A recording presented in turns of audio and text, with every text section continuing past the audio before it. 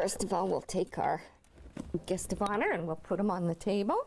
The fact that he lives under the television instead of out in the garden is your first clue that Simon the Gnome is no ordinary lawn ornament. You're just like a little people. You're pretty special. What makes Simon special is that he's so well traveled.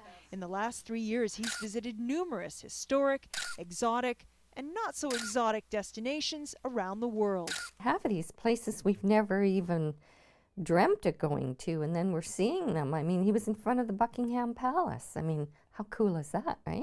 But while Simon has become an enthusiastic and seasoned traveler, things didn't start out cool at all. Back in 2007, he was abducted from his Surrey flower bed and forced into a globe-trotting lifestyle by a mysterious gnome napper. Dear Mom and Dad, tonight was the most terrifying night of my life. Some stranger, might I say, a rather large stranger, approached me and scooped me right up out of the garden.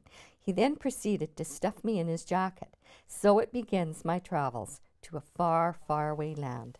But a few months later, Simon was returned unscathed, along with a journal and photo album of his adventures, to the front steps of his home. The first time Simon arrived home, I kind of saw a person walk across my driveway. And I looked, and he had a hoodie on. And so Nancy dubbed the stranger M.I.H., Man in Hoodie. His identity was a mystery to her, but not to Simon.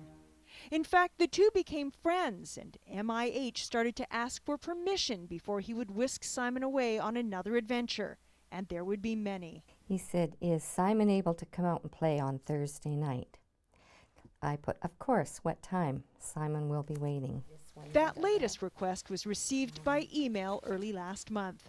Under the cover of darkness, Simon was taken away once again, this time to the 2010 Olympics. He came home with his little photo album, and of course there he is with the cauldron behind him, which we were excited about because we didn't get to see it.